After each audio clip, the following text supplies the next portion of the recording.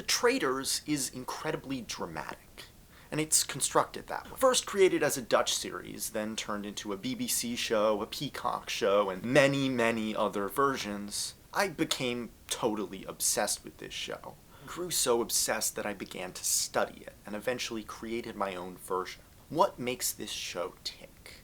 And I believe the answer lies in the theory of screenwriting.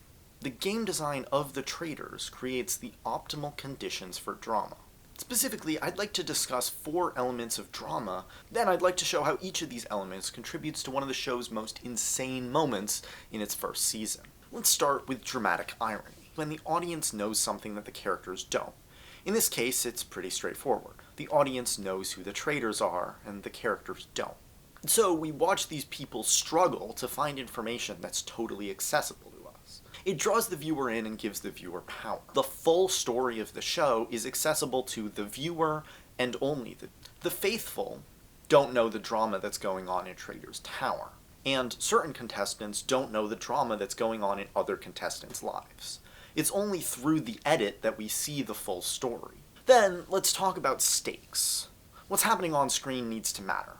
The most obvious version of stakes is the cash prize, which increases as the show goes on, literally raising the stakes. But I think the concept of stakes goes deeper than that. It's not just what's at stake for the whole show. It's how those stakes transfer to every individual moment. The Traitors is full of moments like this.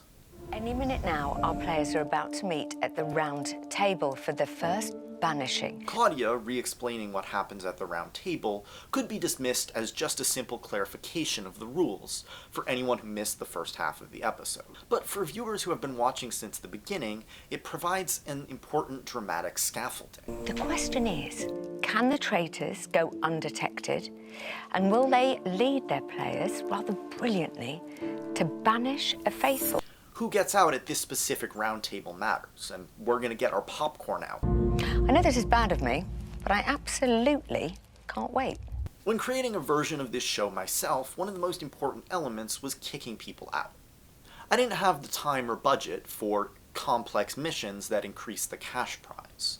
But it was important to me that this wasn't like a game of Mafia where ghosts could just hang around. When someone was murdered or banished, they had to leave. And the board of characters that slowly dwindles as the show goes on is another important element of the stakes. You feel how much something matters when you see the people that are gone. That transitions us to another important element of the show, the relationships. People on this show grow incredibly close, even just over a short period of time. Being stuck with a group of people and locked away from your phones tends to do that. When someone gets kicked off, it feels like they're dying, because they've spent so much time together in this compressed space, and they've really gotten to bond. One mistake I see in amateur screenplays that I've definitely also made is always pitching the conflict at a 10. Conflict is an important element of drama, but the drama becomes more meaningful when we have moments to watch the people bond without conflict. This is part of why the missions are key. They force players to bond by working together. When I made my version of the show, I simulated this mostly by accident. It's easier to get people to do something if their friends are doing it, so I ended up inviting people who were friends with each other. The result was drama that I had no way to even predict. The final element of this drama comes from the rules, giving the players limited agency. Agency is the ability of a character to navigate their situations and solve their own problems. You could even think of it as power level. If a character is totally powerless, the show becomes boring. Likewise, if it's too easy for a character to escape their circumstances, the show is also boring. There's a dramatic balance here between the agency of the traitors and the faithful. It seems easier to be a traitor because they have more power in the game. They have the power to murder people, and they can't be murdered. But the stress of being a traitor ends up making people feel more powerless. Yes, they have a little more power in the game, but the stress of the day-to-day is so much more intense. In terms of agency is where the mechanism of voting is so interesting. Every player can make one important decision each day. However, actually catching the traitors is difficult due to the lack of evidence. The faithful have power over their own circumstances, but they don't necessarily have the information in order to solve their problems easily. Sometimes things bubble up, like people acting suspiciously, but faithful act suspiciously as often as traitors do. The show also uses a device where it creates a kind of anti-evidence. The most fundamental piece of this is who's being chosen to murder. Who the traitors choose to kill says something, but it rarely points to who actually the traitors are. It's very difficult to reverse engineer who the traitors are based on who they choose to murder. Another type of anti-evidence is what I've termed kill lists, and is sometimes called players being on trial or death row in the show. The traitors announce a list of potential murder targets. This device also creates drama because it inevitably puts the people who are up for murder up for suspicion.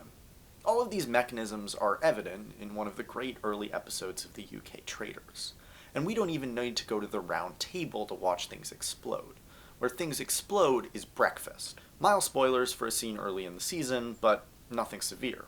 Here, we can go through the elements of drama one by one at this breakfast. The situation is this. The traitors have created a kill list with Alex on it. The dramatic irony of the situation is that the audience knows that Tom and Alex are secretly dating. For the stakes, the death row situation is a great device. One of these people will die. Knowing that that is coming creates a sense of anticipation. The show even creates anticipation for this specific breakfast. I feel like tomorrow's breakfast is gonna explode. We're not just anticipating the drama of the banishment that ends the episode. We're anticipating the drama of the reveal. Then, let's talk about the relationships. As everyone walks in, they hug each other. By the fourth episode of the series, they're all close. We also have this inherently dramatic relationship between Matt and Alex. Matt is clearly into Alex, but I fancy Alex like nothing else in the world. Yeah, I guess it kind of happened, didn't it? But he doesn't know that Alex and Tom are secretly dating. Getting to hear each of their thoughts makes this awkward small talk much richer.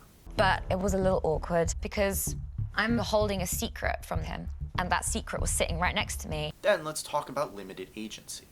When Claudia reveals the 3 names that are put on death row, all the faithful can do is discuss these 3 names. They're powerless to do anything other than fight with each other, because fighting with each other is what might actually change their circumstances. If someone in this circumstance went after a traitor and convinced people that they were a traitor and got them banished, they would improve their situation. They would be winning the game and feeling better. But in watching them fight, we get a case study in human irrationality. I just panicked, and I knew that I had to just lay all my cards on the table in that moment. This is a lot. Yep. Obviously, we've got 3 people on the line here, and I'll go be honest, love you all. Alex isn't a traitor, straight up. She's my girlfriend. From a tactical perspective, this move makes no sense. It hurts Tom by making him seem suspicious, and creates more drama for him to deal with. We get to watch people behave against their own interests and sabotage themselves, which makes a viewer feel like they're learning how the human brain ticks in a natural social experiment. And those kind of moments are why I became obsessed with the show and created my own version. If you want to check that out, it'll be right here, and subscribe for more Traitors content.